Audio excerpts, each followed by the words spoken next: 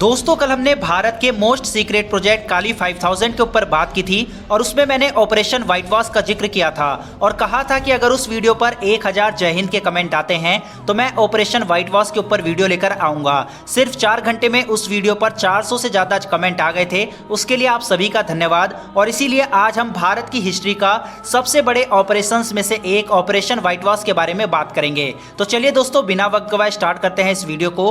दोस्तों जिस काली वेपन के ऊपर हमने कल बात की थी उसी हथियार का उपयोग करके भारत ने ऑपरेशन व्हाइट वॉश को किया था। दरअसल सियाचिन ग्लेशियर भारत के लिए स्ट्रेटेजिक रूप से काफी ज्यादा महत्वपूर्ण जगह है।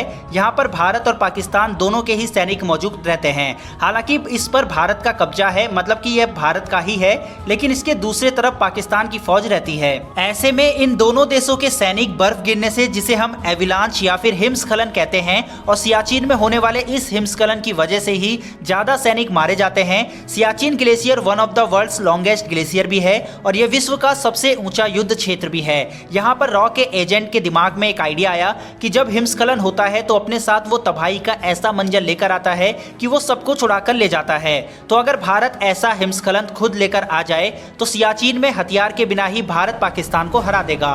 तो उस समय भारत की रॉ और डीआरडीओ ने मिलकर काली को इस सियाचिन ग्लेशियर पर अटैक करने का प्लान बनाया था। लेकिन यहाँ भारत के लिए एक सबसे बड़ी मुसीबत थी, जिसे हम काली का डिसएडवांटेज भी कह सकते हैं। वो यह था कि काली का जो साइज होता है वो इतना बड़ा होता है कि इसे इतने ऊपर ग्लेशियर पर चढ़ाना नामुमकिन था।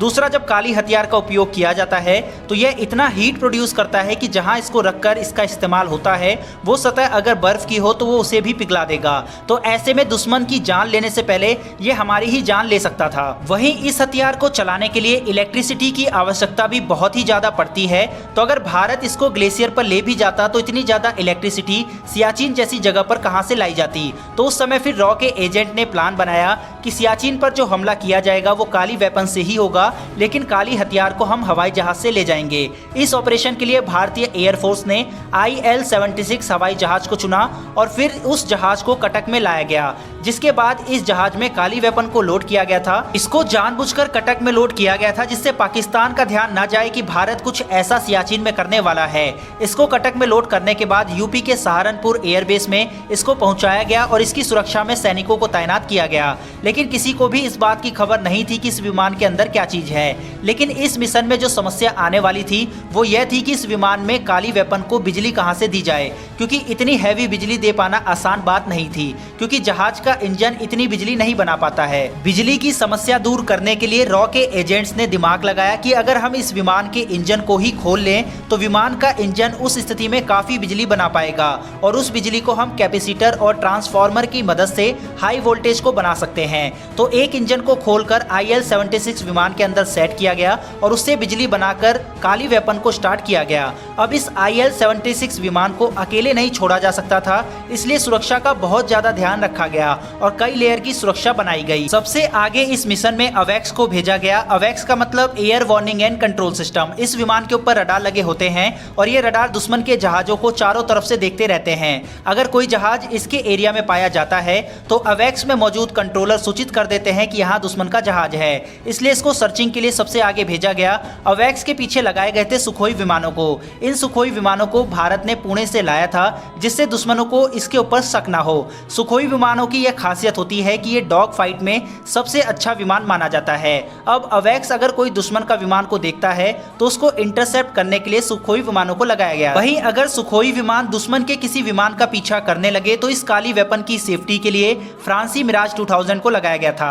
इनमें से कोई भी विमान सुरक्षा की वजह से कश्मीर से उड़ान नहीं भरा था। अब कश्मीर में एंटर करने से पहले सभी विमानों की एयर फ्यूलिंग IL-76 के एयर फ्यूलिंग विमानों से की गई। इस हिसाब से सबसे आगे चल रहा था अवेक्स। अवेक्स के पीछे IL-76 जिसमें काली वेपन रखा हुआ था, उसकी सुरक्षा के लिए सुखोई 30 MKI और सुखोई 30 MKI के पीछे मिराज 2000। वहीं इसरो की सैटेलाइट से उन पर नजर रखी जा रही थी। अब आप सोच सकते हैं कि किस तरह की सुरक्षा व्यवस्था की गई थी इस ऑपरेशन के लिए। इसरो पल पल की खबर पहुंचा रहा था और इसरो की इस सैटेलाइट का कार्य बेहद ही अहम था, क्योंकि मौसम, पाकिस्तानी चौकियों पर नजर, ये सारी इंफॉर्मेशन यही दे रही थी। इन जहाजों के पायलट तक को यह नहीं पता था कि हमला कहां करना है। केवल IL-76 जिसमें काली वेपन रखा हुआ था उसमें बैठे पायलट और ऑपरेट करने वाले काली वेपन के अधिकारी को ही यह मालूम था।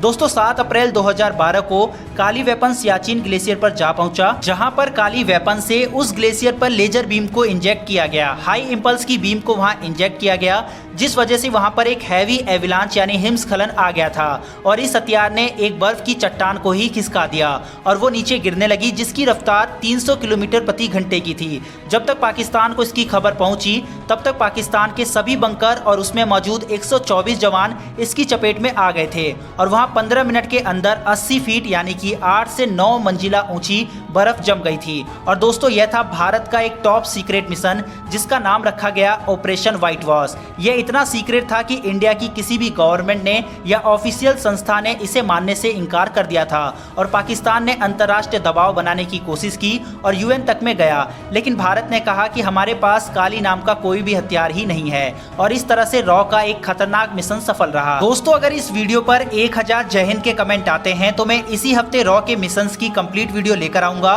वही हमारी वीडियो आप तक पहुंचती रहे उसके लिए चैनल को सब्सक्राइब करके बेल घंटी अवश्य दबा लें। फिलहाल दोस्तों, इस वीडियो में इतना ही। फिर मिलेंगे डिफेंस से जुड़ी ऐसी एक नई वीडियो के साथ। धन्यवाद। जय हिंद।